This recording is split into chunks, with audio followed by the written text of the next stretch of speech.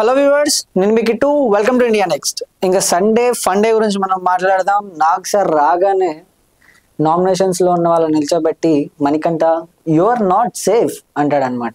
You are not safe అనగానే మణికంఠ అరే ఈరోజు నేనేనా అని ఫీల్ అవుతాడు. కానీ ఆయనకు తెలుసు ఆయన బయటికి వెళ్ళడని. ఇంకా విష్ణుప్రియ సేవ్ అవుతుంది. మణికంఠ, నైనిక అండ్ విష్ణు, వీళ్ళ ముగ్గురులో విష్ణు సేవ్ అవుతుంది first. And then Nainika and Manikanta వీళ్ళిద్దరిని స్టేజ్ మీద ఇట్లా నిల్చోబెట్టి ఇద్దరు ఎవరు సేవ్ అవుతారా అని చూస్తే ఇంకా నైనిక, ఆల్మోస్ట్ మనం పాత వీడియోస్లో చెప్పుకున్నట్లు నైనిక అయితే ఎలిమినేట్ అయిపోతుంది అండ్ మణికంఠ సేవ్ అయిపోతాడు.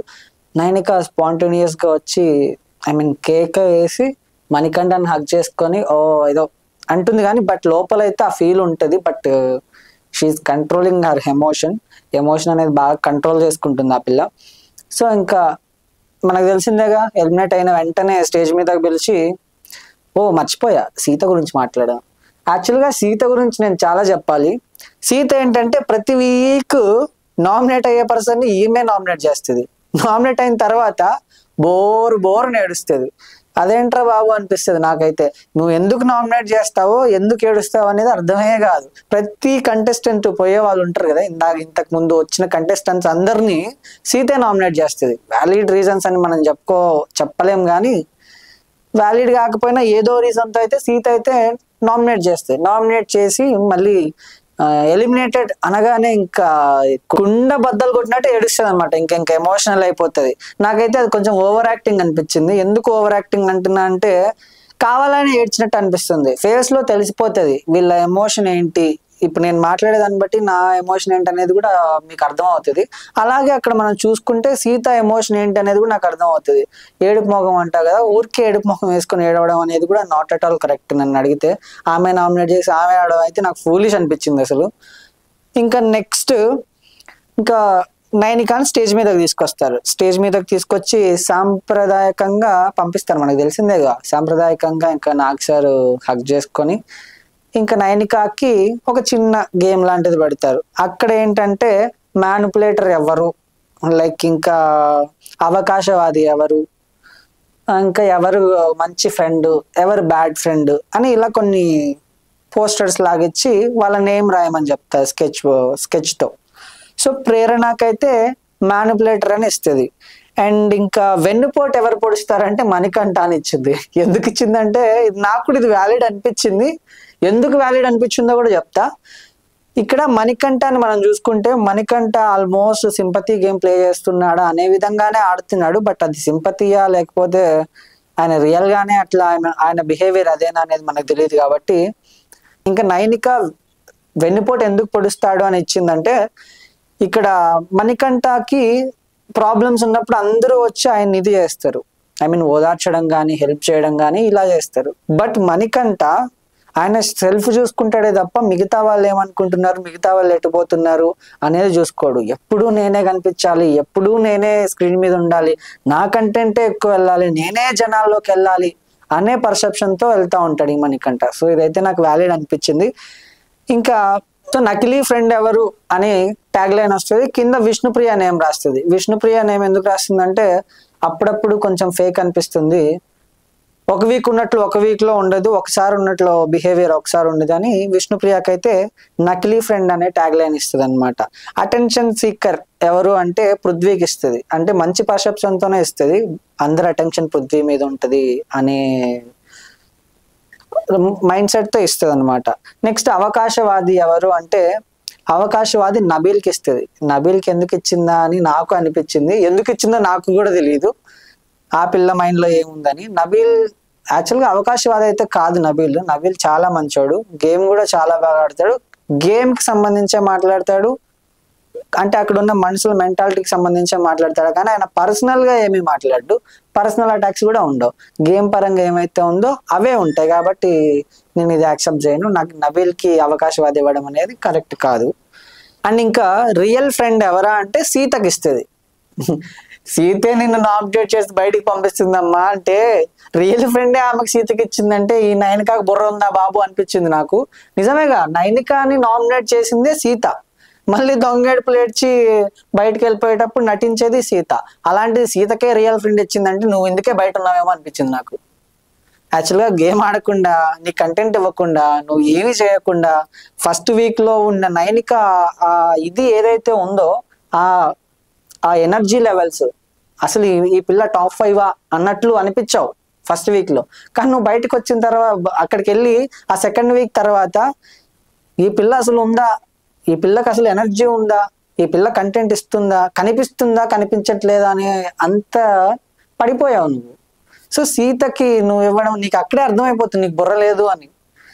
సో ఇంకా నెక్స్ట్ గేమ్ చేంజర్ ఎవరా అంటే నిఖిల్కి ఇస్తుంది.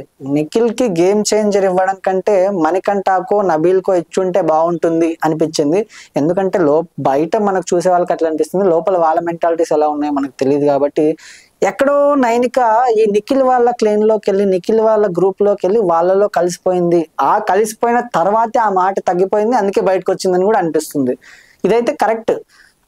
బిఫోర్ నిఖిల్ గ్రూప్ కి, ఆఫ్టర్ నిఖిల్ గ్రూప్ కి నైనిక బయటికి రావడానికి బాగా సంబంధం అయితే ఉంది. ఎందుకు అంటే ఫస్ట్ వీక్ మనం ఆమె ఆట చూసాం, నెక్స్ట్ నిఖిల్ గ్రూప్ లో చేరిన తర్వాత ఆమె ఆట చూసాం. నిఖిల్ గ్రూప్ లో చేరడం వల్ల ఈరోజు బయటకు వచ్చింది. సో ఇంకా అది కూడా పక్కన పెడితే, ఇంకా లాస్ట్ ఎపిసోడ్స్ లో మనకి కొన్ని లెటర్స్ అయితే కొంతమందికి రాలేకపోయాయి. అంటే మణికంఠకి అండ్ సీతకి ఇలా కొన్ని లెటర్స్ యష్మికి. సో నా ప్రిడిక్షన్ ప్రకారం నెక్స్ట్ వీక్ లో యష్మి ఆర్ సీత వీళ్ళిద్దరిలో ఎవరో ఒకరైతే ఎలిమినేట్ కాబోతున్నారు. మనకు తెలిసిందే ఈ గ్రూపిజం వచ్చి ఆ కంటెంట్ ఎక్కడైతే తగ్గిపోతుందో జనాల్లో వీళ్ళకి ఆ ఓటింగ్ లైన్స్ కానీ ఆదరణ కానీ తగ్గిపోతుంది. సో ఇదైతే మనకు క్లియర్ గా అనిపిస్తుంది. సీత ఇద్దరు యష్మి వీళ్ళిద్దరిలో నెక్స్ట్ వీక్ లో ఒక్కరు కంపల్సరీ బయటకు రాబోతున్నారు. అండ్ ఇంకా గ్రాండ్ లాంచ్ 2.0 సండే, ఇంకా గ్రాండ్ లాంచ్ అన్నారు కానీ అంత గ్రాండ్ గా అనిపించలేదు నాకు. లాస్ట్ సీజన్స్ తో పోల్చుకుంటే ఈ గ్రాండ్ లాంచ్ మరి అంత గ్రాండ్ గా లేదు. ఇంకా వైల్డ్ కార్డ్ ఎంట్రీస్ 8 మంది అయితే వచ్చారు. ఫస్ట్ హరితేజ గారు మంచి యాక్టివ్ పర్సన్ అండ్ చాలా బాగా మాట్లాడతారు, ఆమె చాలా మెచ్యూర్డ్. సో హరితేజ అయితే ఒక సాంగ్ తో వచ్చేస్తుంది, మెరుపై వచ్చిండే మడత బెట్ట వచ్చిండే అనే సాంగ్ తో వచ్చి దుమ్ము దులిపేసి ఒక పర్ఫార్మెన్స్ ఇస్తుంది. ఇంకా నవతేజతో ఒక వీడియో పంపిస్తాడు అనమాట. నవతేజ గేమ్ మంచిగాడు, వీల్ సపోర్ట్ యూ అని చెప్పేసి. సో అలా చాలా మెచ్యూర్డ్. ఈమె first Bigg Boss first season లో కంటెస్టెంట్. సో ఆమె మంచి కంటెంట్ ఇచ్చింది అప్పట్లో కూడా. సో మళ్ళీ అందుకే రీఎంట్రీ ప్లాన్ చేశారు ఆమెది. సో ఈమెతే ఇంకా అలా బిగ్ బాస్ హౌస్ లోకి వెళ్తుంది. Next tasty Teja. ఈయనకైతే నాకు తెలిసి ఆ ఏవీలో చాలా ఓవర్ గా చూపించినట్టుంది. లాస్ట్ బిగ్ బాస్ సీజన్ లోని ఈయన కొంచెం హైప్ చేశారు, బట్ ఇక్కడ ఇంకా హైప్ చేయడానికి ట్రై చేస్తున్నారు. మరి ఎందుకో నాకైతే అర్థం కావట్లేదు. ఏవి ఒకటి ఉండాలి, ఈయన ఏవీలు డిఫరెంట్ రకరకాలుగా 1 2 3 4 ఏవీలు పెట్టి 4 లాగా ఏదో కొంచెం ఓవర్ అనిపించింది. ఈయనకి ఇంత అవసరం లేదు అనిపించింది. ఇంకా ఒంటరి వాడిని నేను అనే సాంగ్ ఒకటి డిఫరెంట్. నేను ఆ సాంగ్స్ కూడా మర్చిపోయా, అన్ని సాంగ్స్ ఆయన గురించి గుర్తుపెట్టుకోవడం కూడా అంత అనవసరం. సో ఆయనకి శోభ లాస్ట్ సీజన్ లో, ఈ సీజన్ లో సోనియా అలాగో లాస్ట్ సీజన్ లో శోభ అలాగనమాట. ఆ శోభ నుంచి వీడియో వస్తుంది అనమాట టేస్టీ తేజకు. లాస్ట్ సీజన్ లో శోభ టేస్టీ తేజకి శోభకి టేస్టీ తేజ బాగా కనెక్ట్ అవ్వడానికి ట్రై చేశాడు కానీ అవ్వలేకపోయాడు.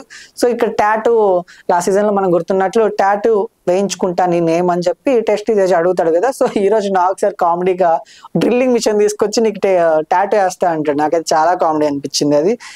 అండ్ ఇంకా వీళ్ళిద్దరు హౌస్ లోకి ఎంటర్ అయిపోయిన తర్వాత టేస్టీ తేజ అండ్ హరితేజ గారు ఇంకా వీళ్ళిద్దరు ఎంటర్ అయిపోయిన తర్వాత ఒక గేమ్ పెడతారు. ఒక గేమ్ లో విష్ణు అండ్ నిఖిల్ పార్టిసిపేట్ చేస్తారు. అండ్ ఒకరు తేజకి సంబంధించిన టీము, ఒకరు హరితేజకి సంబంధించిన టీము. అండ్ ఈ టీంలో హరితేజ అయితే గెలుస్తుంది. 20 lakhs ప్రైజ్ మనీ యాడ్ అవుతుంది అనమాట. మొత్తం 38 lakhs ఇప్పుడు 1 crore కి ఇంకా కొన్ని గేమ్స్ పెట్టి 1 crore దాకా తీసుకెళ్తారు. సో ఇప్పుడైతే 38 lakhs అయితే పూర్తిగా కంప్లీట్ అయిపోయింది. అండ్ ఇంకా నైని పావని ఒక సాంగ్ తో ఎంటర్ అయిపోతుంది. నైని పావని మనకు తెలిసిందే లాస్ట్ సీజన్ లో 1 week ఉన్నా కూడా చాలా ఇంపాక్ట్ అయితే క్రియేట్ చేసింది. సో ఇదే సీజన్ లో మళ్ళీ శివాజీ గారు కూడా ఆమెకు ఒక వీడియో బయట పంపించడం. నైని పావన్కి యాక్చువల్ గా ఫాదర్ లేడు కాబట్టి ఈ ఫాదర్ సెంటిమెంట్ తీసుకొస్తున్నారు జనాల్లో సింపతి క్రియేట్ చేయడానికి. బట్ సింపతి అనడం కంటే నాకు ఎక్కడో కనెక్ట్ అయ్యింది లాస్ట్ సీజన్ లో అనిపించింది. సో ఆమెను కూడా ప్లాన్ చేసి మంచిగా ఒక సాంగ్ తో ఆమె కూడా రావడం జరిగింది. సో ఇక్కడ నైని పావని ఒక వ్యాలిడ్ రీజన్, ఒక నేను ఇందాక చెప్పినట్టు సీతే అందరినీ నామినేట్ చేస్తుంది, మళ్ళీ ఎలిమినేట్ అయిపోయిన తర్వాత సీతే ఏడుస్తుంది అని మంచి పాయింట్ అయితే చెప్తుంది. నాకైతే చాలా కరెక్ట్ అనిపించింది. ఇందాక నేనే చెప్పానుగా, అందరినీ నామినేట్ చేసేదే సీత, మళ్ళీ ఆమె ఏడుస్తుంది, అరే ఎలిమినేట్ అయిపోయా, ఎలిమినేట్ ఎక్కడో ఫేక్ అనిపించే విధంగా. సో నైని పావని అయితే ఇది కరెక్ట్ గా చెప్పింది. అండ్ ఇంకా మెహబూబ్ గురించి మనకు తెలిసిందే, లాస్ట్ అంటే టూ సీజన్స్ బ్యాక్ చాలా కంటెంట్ ఇచ్చాడు ఆ అబ్బాయి. ఈ అబ్బాయికి కూడా సోయల్ నుంచి వీడియో కాన్ఫరెన్స్ కాల్ వస్తుంది. అండ్ ఇంకా మెహబూబ్ కూడా హౌస్ లోకి ఎంటర్ అయిపోతాడు. ఎంటర్ అయిపోగానే మెహబూబ్ కూడా మంచి వెళ్ళగానే హౌస్ లోకి ఏదో నేను చేస్తాను అనేంతలా వెళ్ళాడు అనమాట. So I can do something అని. సో అట్లా హౌస్ మేట్స్ అందరినీ కొంచెం ఇంపాక్ట్ అయితే క్రియేట్ చేశాడు హౌస్ మేట్స్ లో. అండ్ నెక్స్ట్ ఇంకా మెహబూబ్ ఎంటర్ అయిన తర్వాత దిల్ రాజు గారు అయితే వస్తారు స్టేజ్ మీదకి. దిల్ రాజు గారు వచ్చి ఇంకా అక్కడ ఒక సినిమాకి సంబంధించి ఒక గేమ్ కూడా పెడతారు. అండ్ ఇంకా నెక్స్ట్ కంటెస్టెంట్ రోహిణి వస్తుంది. రోహిణి ఒక ఏవీతో వస్తుంది.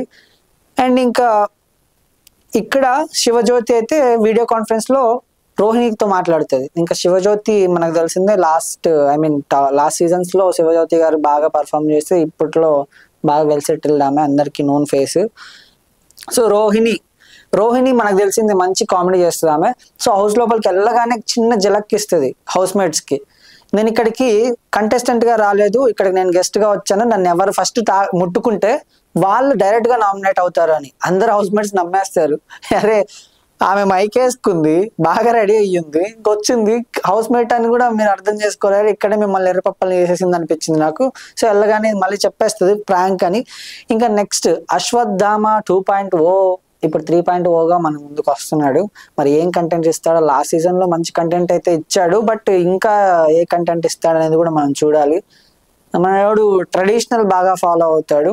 హౌస్ లోపలికి ఎంటర్ కాగానే తెల్ల పంచ ఇలా సెంటిమెంట్ తో తెలుగుని నేను అనే ఒక ఇంపాక్ట్ అయితే తీసుకొద్దాం అనుకుంటున్నాడు. కానీ ఆ సీజన్ అయిపోయిన తర్వాత మనవాడికి అంత మార్కెట్ లేదు. మరి ఈ సీజన్ లో అయినా తనకు తను మార్కెట్ తెచ్చుకుంటాడా లేదా అనేది మనం చూడాలి. బట్ ఎంట్రీ ఇదైతే మంచిగానే ఉంది. మాస్క్ వేసుకుని వెళ్తాడు అనమాట హౌస్ లోపలికి. కొంతమంది అయితే గుర్తుపట్టేస్తారు గౌతమ్ అని, మనవాడు కొంచెం ఓవర్ యాక్షన్ చేస్తాడు కదా, ఆ ఓవర్ యాక్షన్ తో ఇంకా క్లియర్ చేసుకుంటారు. అక్కడ కూడా అందరూ అంటారు అశ్వత్థామ 3.0 ఇది 2.0 అయిపోయిందా అని. ఇంకా నెక్స్ట్ ముక్కు అవినాష్ మనకు తెలిసిందే, మంచి కమెడియన్, కంటెంట్ బీభత్సంగా ఇస్తాడు. ఇంతకు ముందు సీజన్లలో బాగా కంటెంట్ ఇచ్చి బాగా వైరల్ అయ్యి after Bigg Boss before Bigg Boss చూసుకుంటే ఆఫ్టర్ బిగ్ బాస్ ఈయనకి ఫుల్ ఆఫ్ ఫాలోయింగ్, చాలా మార్కెట్ వచ్చింది.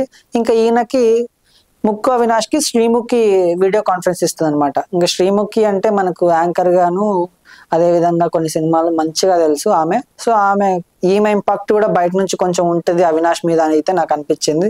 శ్రీముఖికి మంచి ఫాలోయింగ్ ఉంది కాబట్టి. నెక్స్ట్ మనం అందరం ఎక్స్పెక్ట్ చేసాం అనుకున్నాము, ఏంటి గంగవ్వని తీసుకొస్తున్నారు, ఈమె ఏం చేస్తుంది, ఈమె ఏంటి ఫిజికల్ గేమ్స్ ఆడుతుందా అని చెప్పేసి. గంగవ్వ గురించి కూడా మీకు ఇంపార్టెంట్ మ్యాటర్ ఇక్కడ నేను చెప్తాను. సో గంగవ్వ కూడా హౌస్ లోకి ఎంటర్ అయిపోతుంది. సో గంగవ్వ చెప్తుంది ఎమోషనల్ గా, కొంచెము నాకు నాగార్జున గారు 8 లక్షలు ఇచ్చి ఇల్లు కట్టించారు, కొంచెం ఫైనాన్షియల్ గా హెల్ప్ చేశారు, ఆఫ్టర్ బిగ్ బాస్ తర్వాత నేను మంచిగా వెల్ సెటిల్డ్ అయిపోయాను, నాకు ఇప్పుడు బాగుంది అంటే ఆమెకు ఇంతకు ముందు ఇల్లు కూడా లేకుండా ఉండే, బిగ్ బాస్ తర్వాత ఇల్లు ఇచ్చారు, నాకు ఫైనాన్షియల్ గా హెల్ప్ చేశారు అని అయితే చెప్పుకొచ్చింది. అండ్ ఇంకా లోపలికి వెళ్ళగానే గేమ్ పెడతారనమాట. ఈ గేమ్ ఏంటి, ఇక్కడ అన్ని కొన్ని మామూలుగా పోలీసు వాళ్ళకి ట్రైనింగ్ ఎలా ఇస్తారో ఇలా దాటుకుంటూ బాల్స్ ఇద్దరు పట్టుకొని ఇక్కడ లోపల బుట్టలో వేయాలన్నమాట. సో ఇక్కడ ఏంటి, అవినాష్ అండ్ గంగవ్వ ఒక టీము, సీత అండ్ విష్ణు ఒక టీము. గంగవ్వ మనం అనుకున్నాం ఏంటి గంగవ్వని తీసుకొస్తున్నారు, ఫిజికల్ టాస్క్లు ఆడుతుందా ఏమి అని ఎగతాళి చేశారు చాలా మంది, చాలా మీమ్స్ లో కూడా అన్నారు. కానీ గంగవ్వ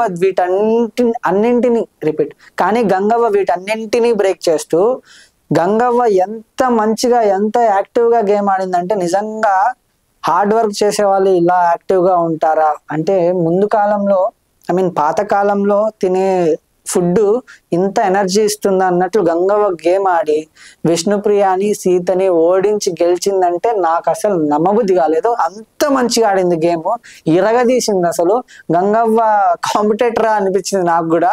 అంటే ఆ ఏజ్ లో అంత ఆమె గేమ్ ఆడడం అనేది అయితే ఇట్స్ అమేజింగ్. అసలు అంత బాగా ఆడి ఆ బాల్స్ ఇలా పట్టుకొని పరిగెడుతున్నాము. అరే ఈ ఏజ్ లో ఎలా రా ఇంత ఎనర్జీ, మనం ఆ ఏజ్కి వెళ్ళినప్పుడు ఇంత యాక్టివ్ గా ఉంటామా అనిపించింది. సో చూడాలి. ఇంకా గంగవ్వ కూడా మంచి కంటెంట్ ఇస్తుంది. బట్ ఏంటంటే గంగవ్వతో బడ్జెట్ ప్రాబ్లం కూడా ఉంటది బిగ్ బాస్ కి. సో చూడాలి ఎన్ని వీక్స్ ఆమెను పెడతారు. యాక్చువల్ గా టీఆర్పీ తగ్గింది అని మాట్లాడుకుంటున్నారు. టీఆర్పీ తగ్గడం వల్లే గంగవ్వ వచ్చినట్టు ఉంది అని కూడా అనిపిస్తుంది. గంగవ్వ అయితే మంచి కంటెంట్ ఇస్తుంది. సో చూడాలి నెక్స్ట్ వీడియోలో. సో నెక్స్ట్ వీడియోస్ లో మనం మాట్లాడుకుందాం నెక్స్ట్ ఎపిసోడ్స్ లో ఎలా ఉందనేది. చూస్తూనే ఉండండి ఇండియా నెక్స్ట్. సబ్స్క్రైబ్ చేసుకోండి, పక్కనే ఉన్న బెల్ ఐకాన్ కూడా యాక్టివేట్ చేసుకోండి. Thank you.